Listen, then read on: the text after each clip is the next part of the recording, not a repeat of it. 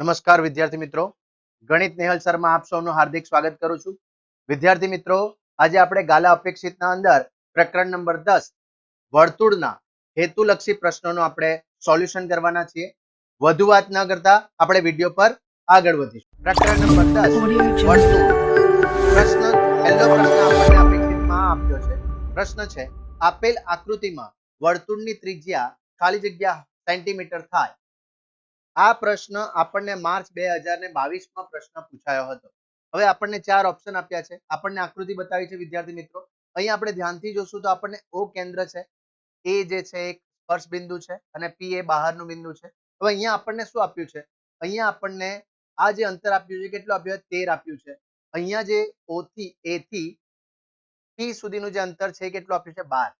તો આપણે ત્રિપુટીને જો યાદ કરીએ તો ત્રિપુટી આપણી શું આવે છે? જુઓ, 5, 12 અને 13 આ આપણી ત્રિપુટી છે. વિદ્યાર્થી મિત્રો, કાટકોણ ત્રિકોણ, આ જે ત્રિકોણ છે એ કયો ત્રિકોણ બનશે? કાટકોણ ત્રિકોણ. અને કાટકોણ ત્રિકોણની જો ત્રિપુટી આપણે યાદ રાખશું તો આપણના જવાબ ઝડપથી આવી જશે, આપણને સમય લાગશે નહીં. તો આ ત્રિપુટી તમારે યાદ રાખવાની છે. ત્રિપુટી શું છે? 5, 12 અને 13, બરાબર છે. જેમાં મોટા મોટી સંખ્યા જે છે એ હંમેશા આપણી શું બનશે? તો એ બનશે આપણી કર્ણ બનશે, બરાબર છે. ચાલો, તો આ ત્રિપુટીમાં આપણને બે સંખ્યા આપી છે, 12 અને 13. ત્રીજી સંખ્યા કઈ આવશે? તો 5. એટલે આપણો સાચો જવાબ કયો થશે? તો સાચો જવાબ આવશે આપણો 5. આ ત્રિપુટી યાદ રાખવાથી આપણને ઘણો ફાયદો થશે વિદ્યાર્થી મિત્રો. આપણને ગણતરી કરવાની જરૂર નહીં પડશે, ફક્ત સમજીને તરત જ આપણા જવાબ આવી જશે, બરાબર. તો ત્રિપુટી યાદ રાખતા જજો.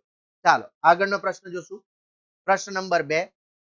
જો O કેન્દ્રવાળા વર્તુળને બિંદુ P માંથી દોરેલા સ્પર્શકો PA અને PB વચ્ચે 80 નો ખૂણો રચાતો હોય તો ખૂણો POA બરાબર ખાલી જગ્યા છે. આ પણ પ્રશ્ન આપણને માર્ચ 2022 માં પૂછાયો હતો વિદ્યાર્થી મિત્રો.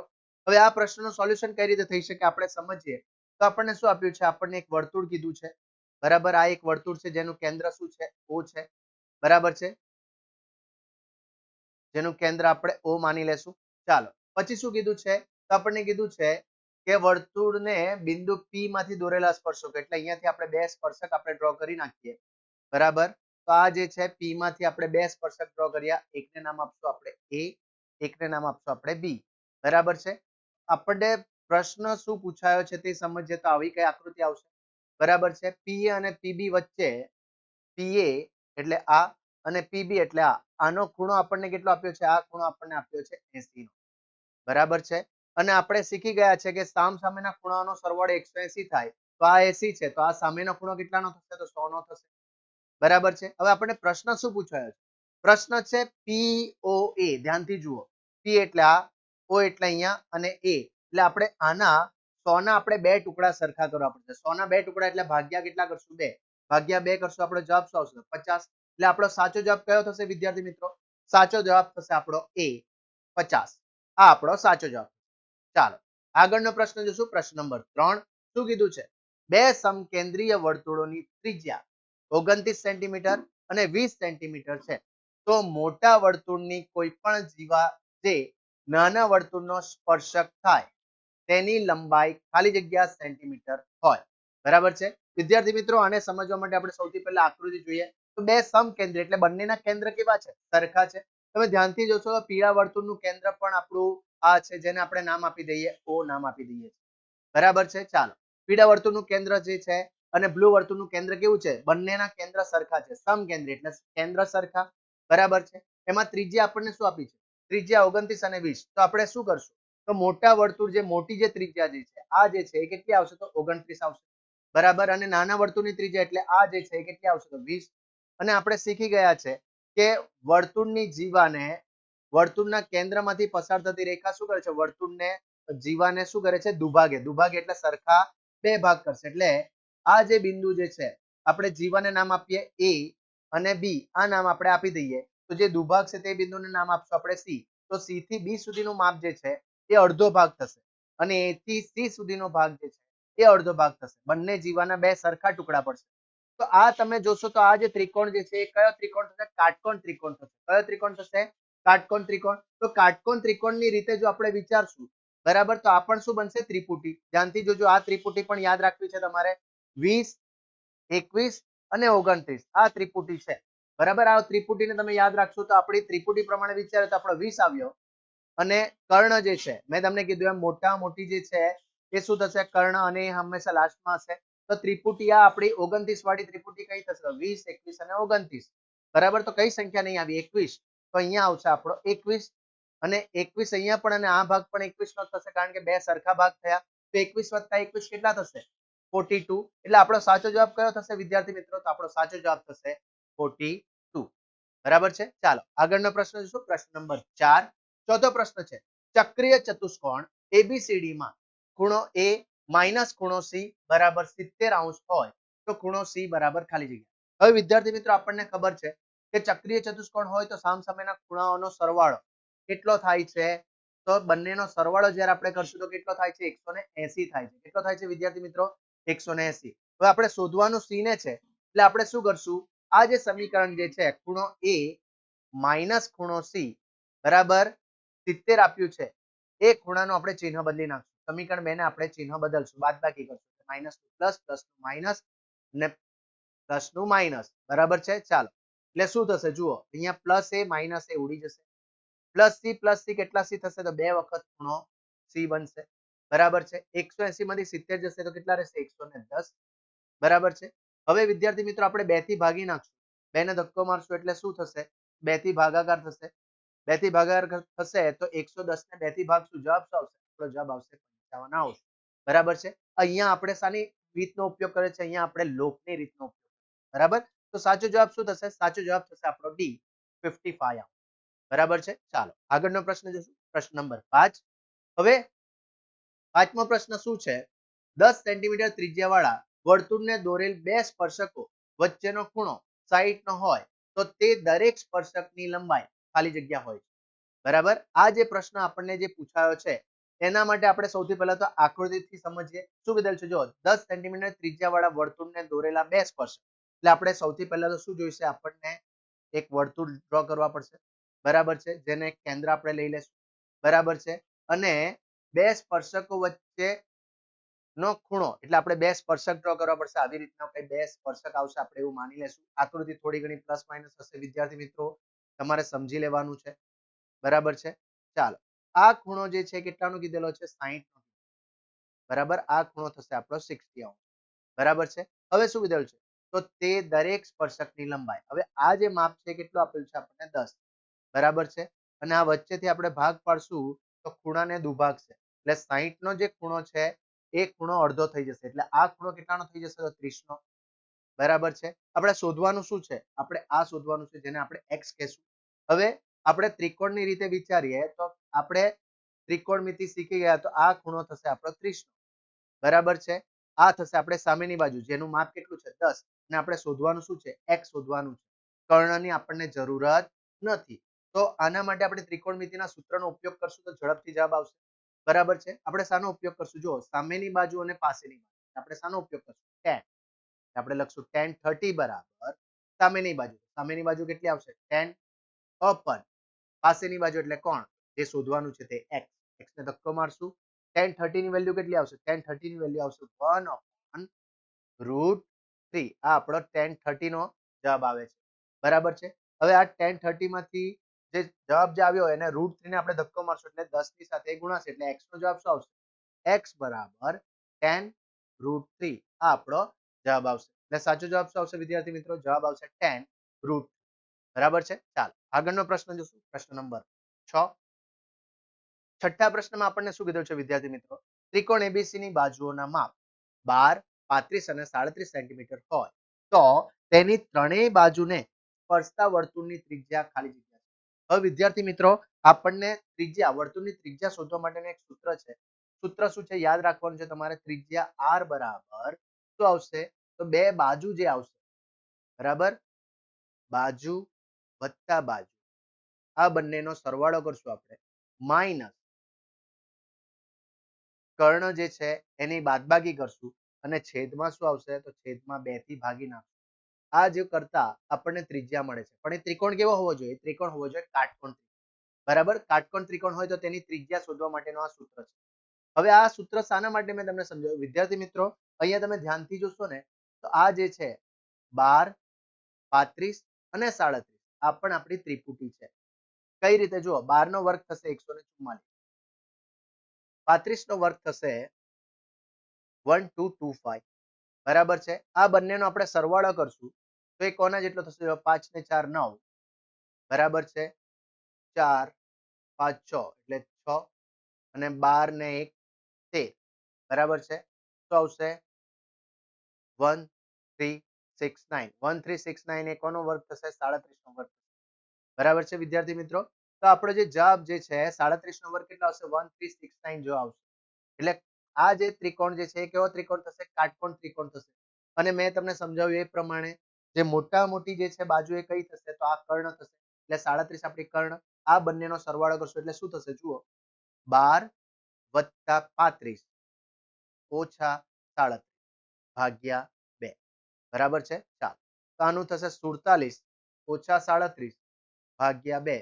47 માંથી 37 જશે, બચશે 10. 10 ભાગ્યા 2, 2 થી કટ કરશું તો આપણો જવાબ શું આવશે? 5. તો આપણો સાચો જવાબ શું આવશે વિદ્યાર્થી મિત્રો? આપણી ત્રિજ્યા આવશે 5 સેન્ટીમીટર, બરાબર. આ સૂત્ર તમારે યાદ રાખવાનું છે વિદ્યાર્થી મિત્રો. ચાલો, આગળનો પ્રશ્ન જોશું. પ્રશ્ન નંબર 7. ચતુષ્કોણ એબીસીડી એ વર્તુળને પરિગત, આપણને ચતુષ્કોણ આપ્યો છે અને વર્તુળ એના બહાર આપ્યો છે, બરાબર, પરિગત છે.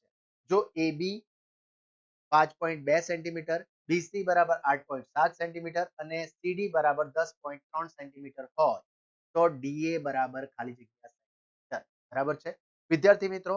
આને સમજવા માટે હું તમને એક આકૃતિ બતાવું છું જે આપણે પ્રશ્ન ઓલરેડી આપણે શીખી ગયા છે એવો જ આ છે, બરાબર છે.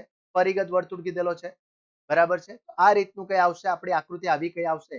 આ રીતે જો આપણે સમજીએ તો આના અંદર આપણે એક શીખી ગયા છે. શું? આપણે જો ચતુષ્કોણ જો છે તો ચતુષ્કોણના નામ જો આપણે લખીએ તો શું આવશે? આપણે ધ્યાનથી જોઈશું, બરાબર. તો અહીંયા શું છે જુઓ, અહીંયા અને આપણે કહેશું એ, બરાબર છે. અને કહેશું આપણે બી, અને કહી દેશું આપણે શું? અને કહેશું આપણે સી, અને અહીંયા આને કહેશું આપણે ડી, બરાબર છે. તો આપણને બધી બાજુના માપ જે છે આપેલા છે અને આપણે એક વસ્તુ દાખલો, આ એક પ્રશ્ન આપણે કરી ગયા હતા કે સામસામેની બાજુઓનો સરવાળો એટલે શું? એબી, એબી વત્તા સીડી અથવા તો ડીસી બરાબર શું થાય છે? તો બીસી વત્તા ડીએ થાય છે, બરાબર છે. આ આપણે ગણતરી કરી ગયેલા હતા. તો અહીંયા આપણે ડીએ શોધવાનું છે એટલે બીસી ને આપણે ધક્કો મારી દેશું, બરાબર. એબી અને ડીસી નો સરવાળો, બરાબર. એબી છે 5.2 એટલે આપણે લખશું 5.2 વત્તા ડીસી એટલે કે સીડી કેટલું છે? 10.3, બરાબર, ઓછા બીસી કેટલો છે? તો 8.7. આ પ્રક્રિયા કરશું, એનો જે જવાબ આવશે તે આપણો જવાબ. આપણે ધ્યાનથી જોઈએ તો આપણો જવાબ કેટલો આવશે? જુઓ, 15.5. 15.5 માંથી 8.7 જશે, બરાબર છે. હવે ધ્યાનથી જોજો, આપણે શું કરશું? 15 માંથી 5 માંથી 1 લઈ લેશું એટલે અહીંયા કેટલા થશે? 15 થશે, બરાબર છે. એટલે આપણો પોઈન્ટમાં આવશે 0.8 આવશે, બરાબર છે. ચાલો, એના આગળ આપણે જોઈએ તો 15 માંથી 7 જશે તો 8 બચશે અને 14 માંથી 8 જશે, બરાબર. તો બચશે કેટલા? તો આપણા બચશે 6. એટલે આપણો સાચો જવાબ શું આવશે વિદ્યાર્થી મિત્રો? સાચો જવાબ આવશે 6.8. આ થશે આપણો સાચો જવાબ, બરાબર છે. ચાલો, પ્રશ્ન નંબર 8. પ્રશ્ન નંબર 8 શું પૂછાયો છે વિદ્યાર્થી મિત્રો? જુઓ, ચક્રીય ચતુષ્કોણ એબીસીડી માં 5 ખૂણો બી બરાબર 7 ખૂણો ડી હોય તો ખૂણો બી બરાબર ખાલી જગ્યા. હવે વિદ્યાર્થી મિત્રો અહીંયા આપણને 4 ઓપ્શન આપ્યા છે.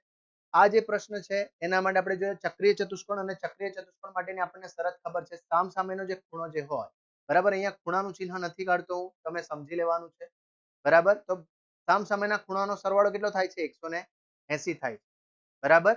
ચાલો, હવે આપણે શું કરશું? તો આપણે ખૂણો જે ડી જે છે, બરાબર, એ આપણે શોધવાનો નથી, આપણે શોધવાનો છે ખૂણો બી. એટલે આપણે શું કરશું? બંને જે સમીકરણ છે એને આપણે 7 વડે ગુણી નાખશું. તો શું થશે? જુઓ, 7b ગુણ્યા 7d ગુણ્યા અહીંયા આપણે આપી દઈશું 7, બરાબર છે.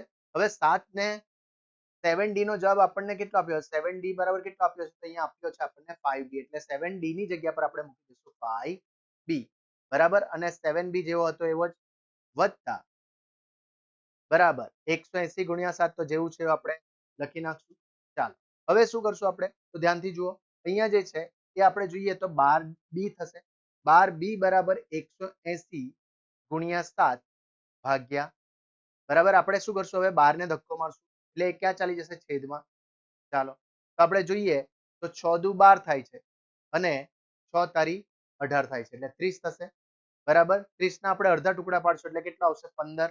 એટલે કોણ આવશે? ગુણ્યા 15.